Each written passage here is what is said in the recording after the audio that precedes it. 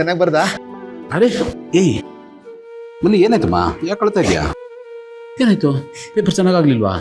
ಚೆನ್ನಾಗಾಯ್ತು. ಅರೆ ಮತ್ತೆ ಯಾಕೆ ಕಣ್ಣೀರು ಹಾಕ್ತಿದ್ಯಾ? ಇವತ್ತು ಆಗಿದ್ ನಂಗೆ ಮರೆಯಕ್ಕೆ ಆಗ್ತಾ ಇಲ್ಲ ಬಾಬ್ನವ್ರೆ. ತುಂಬಾ ಕಾಡ್ತಾ ಇದೆ.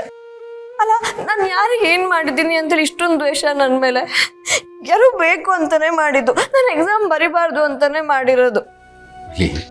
ಅವು ಯಾರೇ ಆಗಿರಲಿ, ಏನೇ ಮಾಡಿದ್ರು ನೀನು ಎಕ್ಸಾಮಿನೇಷನ್ನ ಬರೆಯೋದು ತಪ್ಸೋಕ್ಕಾಯ್ತಾ? ಆಗಲಿಲ್ಲ ಅಲ್ವಾ? ಆಗೋದು ಇಲ್ಲ. ಅದಕ್ಕೇನು ಬೇಕೋ ವ್ಯವಸ್ಥೆ ನಾನು ಮಾಡ್ತೀನಿ. ನೀನು ನಿಶ್ಚಿಂತೆಯಿಂದ ಇರೋ, ಏನು ಬೇಕೋ ನಾನು ಮಾಡ್ತೀನಿ, ಆಯಿತಾ? ನೀನು ಮುಂದಿನ ಪೇಪರ್ಸ್ಗೆ ರೆಡಿ ಆಗೋ, ತಲೆ ಕೆಡಿಸ್ಕೊಬೇಡ. ಆಮೇಲೆ ಇನ್ನೊಂದು ವಿಷಯ, ಇವತ್ತಾಗಿದ್ದನ್ನು ಭೂಮಿಕಾ ಅವ್ರ ಹತ್ರ ಹೇಳೋಕ್ಬೇಡ. ಅವರು ಸುಮ್ಮನೆ ಬೇಜಾರು ಮಾಡ್ಕೋತಾರೆ, ಇಲ್ದಿರೋದನ್ನೆಲ್ಲ ಯೋಚನೆ ಮಾಡ್ತಾರೆ. ಆ ಕಾರಣಕ್ಕೆ ಹೇಳ್ತಾ ಇದ್ದೀನಿ. ನೀನು ಅಷ್ಟೇ, ಏನು ಆಗದೆ ಇರೋ ಥರ ಇದ್ದು, ಓಕೆ? ಮಲ್ಲಿ, ಅದಕ್ಕೆ ಬಗ್ಗೆ ನಿಂಗೆ ಗೊತ್ತು ತಾನೆ, ಅವ್ರು ಬರೀ ಟೀಚರ್ ಅಲ್ಲ, ಸ್ಟ್ರಿಕ್ಟ್ CID ಆಫೀಸರ್. ಸ್ವಲ್ಪ ಡೌಟ್ ಬಂದರೂ ಸಾಕು, ಕೆದಕಿ ಕಕ್ಕಿಸ್ಬಿಡ್ತಾರೆ. ನಿಜಾನ? Be careful.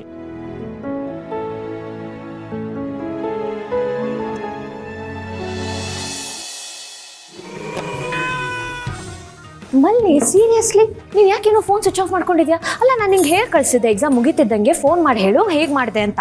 ನೀನು ನೋಡಿದ್ರೆ ನಿಂಗೊಂದು ಸ್ವಲ್ಪನೂ ಜವಾಬ್ದಾರಿ ಇಲ್ಲ. ಅದೆಲ್ಲ ಹೋಗ್ಲಿ ಬಿಡು. ನೀನು ಎಕ್ಸಾಮ್ ಹೇಗೆ ಮಾಡಿದೆ? ಕ್ವೆಶನ್ ಪೇಪರ್ ತುಂಬ ಟಫ್ ಆಗಿತ್ತಾ? ಹೇಗೆ ಅನ್ನಿಸ್ತು ನಿನಗೆ? ಕಾನ್ಫಿಡೆಂಟ್ ಆಗಿದೆಯಾ ನೀನು?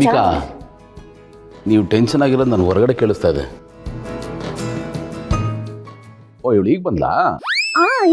ಅದೇ ಅನ್ಕೊಂಡೆ. ಈಗ ತಾನೇ ಮನೆ ಒಳಗಡೆ ಕಾಲಿಡ್ತಾ ಇದ್ದಾಳೆ.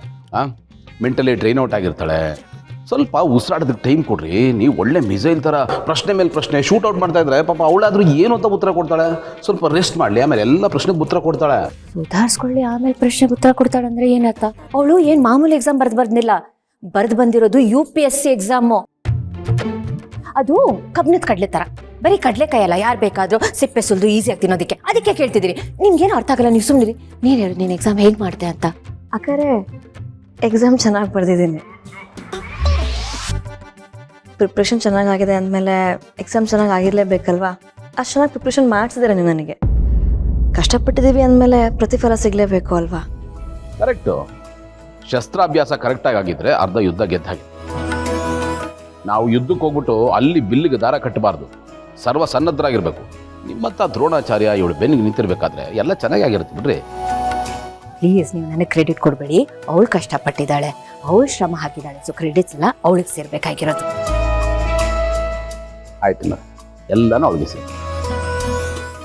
ಮಲ್ಲಿ, ನೀನು ಹೇಳು, ನೀನು ಎಕ್ಸಾಮ್ ಚೆನ್ನಾಗಿ ಬರ್ದೆ ತಾನೆ? ಈಗ ನನಗೆ ಸಮಾಧಾನ ಆಗ್ತಿದೆ. ನಿಜವಾಗ್ಲೂ ನಾನು ಎಷ್ಟು ಟೆನ್ಷನ್ ಆಗಿದೆ ಗೊತ್ತಾ? ನಾನು ದೇವ್ರ ಹತ್ರ ಯಾವಾಗಲೂ ಕೇಳೋದು ಇಷ್ಟೇ, ಮಲ್ಲಿ, ನೀನು ಚೆನ್ನಾಗಿರ್ಬೇಕು ಅಂತ. ಈ ಎಕ್ಸಾಮ್ಸ್ ಒಂದು ಚೆನ್ನಾಗಿ ಆಗ್ಬಿಟ್ರೆ ಇಷ್ಟೇ.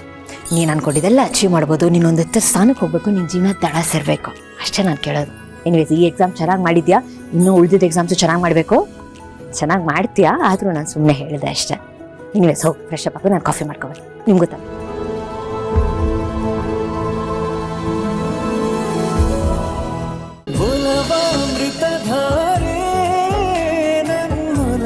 ಅಮೃತಧಾರೆ